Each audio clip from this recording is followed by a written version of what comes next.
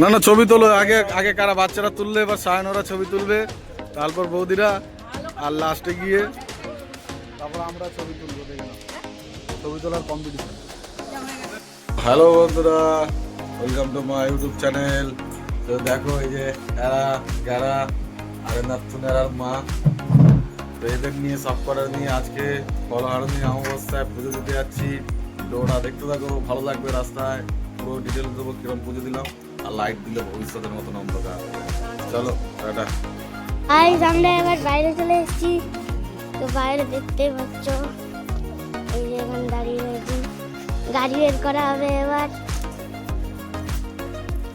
চাবি নিয়ে নিয়েছে, গাড়ি বের করবে এবার। গাড়িতে তো তেল নেই, এবার কি করে। তো আমরা যাওয়ার সময় ডিটেলস সব দেখিয়ে দেবো। আর এখানকার রাস্তা ঠিক হচ্ছে, এর জন্য বাইকটা একটু সাবধানে বের করতে হবে। चैनल को सब्सक्राइब करो पहले। हाँ जल्दी करो, मुझे पता है कि आप लोग नहीं करते, वीडियो देखते हो लेकिन सब्सक्राइब नहीं करते। लाल कलर का बटन नहीं से दबाओ, जल्दी दबाओ, जल्दी दबाओ, फिर मैं शुरू करूँ। दबा दो जल्दी, दबा दिया, घंटी भी दबा। মেন কথায় আসি, সেটা হলো আজকে ফলহারণী অমাবস্যা পুজো। তো মেন হলো আজকের দিনে যারা যাদের যেরকম সামনে মন্দির করে, কেউ দক্ষিণেশ্বর, কেউ কালীঘাট, বা কেউ পাড়ার মন্দিরে, বা কেউ তারাপীঠে গিয়েও পুজো করে। আর 51 ফিটের তো ধাম আছে।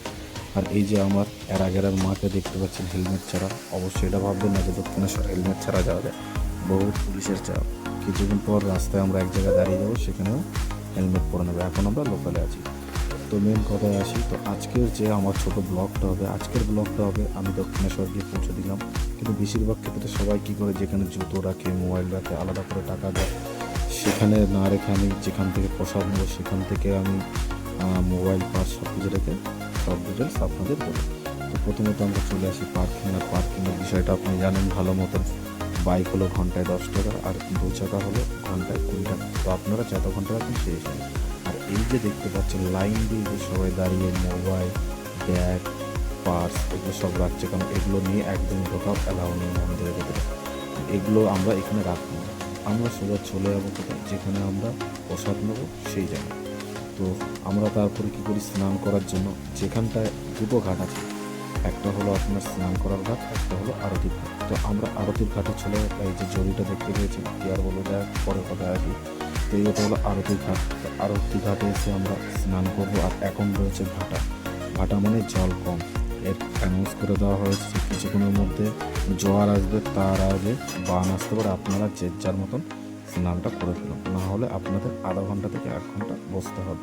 তো আমরা দেরি না করে আমরা যে যার মতন স্নান করা শুরু করে দিই। প্রথমত আমি আগে যাই, আমার মেয়েকে নিয়ে আগে স্নান করিয়ে ওপরে তুলে নিয়ে আসি, তুলে নিয়ে এসে ওনার হাতে দিই। কিন্তু এখানে একটা জিনিস আমার বহুত খারাপ লাগলো, মেয়েরা যে স্নান করছে ওদের কাপড় জামা পাল্টানো বা চেঞ্জ করার জন্য কোনো রকম কোনো রুম নেই বা কোনো পরিষেবা নেই, যা করতে হচ্ছে খোলামেলা। তো আমার ঘরের যারা মেয়ে ছেলেরা গেছে, ওরা বলছে আমরা ভেজা অবস্থায় চলে আসবো, কারণ সকাল সকাল ছিল। তো আমি সেই নিয়ে আরই করিনি।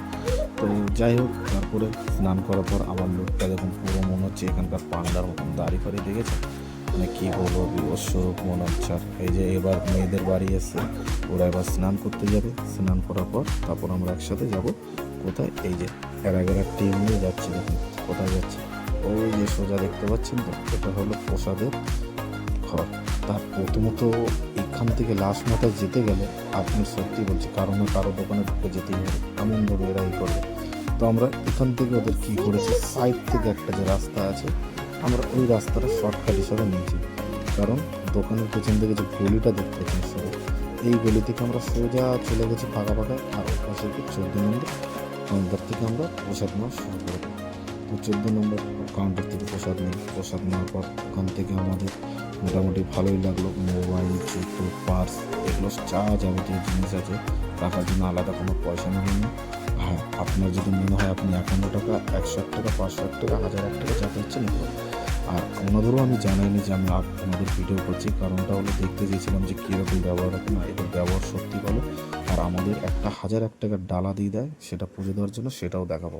ছবি তোলার জন্য দেখুন 14 নম্বর থেকে আমাদের একটা বড় ডালা দিয়ে দিয়েছে ছবি তোলার জন্য। তো সবাই মিলে ছবি তুলবো, দেখে নাও। তো বন্ধুরা ভিডিওটা শেষ করতে চলেছি, এটাই বলবো যে আপনাদেরও যদি মনে হয় এখান থেকে আপনারা 51 টাকার পুজো দিয়ে 1001 টাকার ডালা নিয়ে ছবি তুলবেন, তো এখানে চলে আসবেন। এই যে আমাদের মতন দেখেছেন ঝুড়িটা কত সুন্দর, 51 ডলার কিনেছি কিন্তু 1000 টাকার ছবি তুলছি। আর সবাই কিন্তু ছবি তুলিয়ে দেখুন, ছবিগুলো আশা করি ভালো লাগবে। আর হ্যাঁ, ভিডিওটা কেমন হলো অবশ্যই কমেন্টে জানাবেন, লাইক করবেন, আর অবশ্যই যদি পারেন একটু সাবস্ক্রাইব করবেন, এটাই বলবো। এতদিন ধরে খেটে যাচ্ছি আর ওঠার পরে হ্যাঁ এটাই বলবো যে আজকে না হোক ঠিক এক সময় হবে, আমার চ্যানেলটা একদিন হলো দাঁড়াবে আপনাদের আশীর্বাদ আর ভালোবাসা।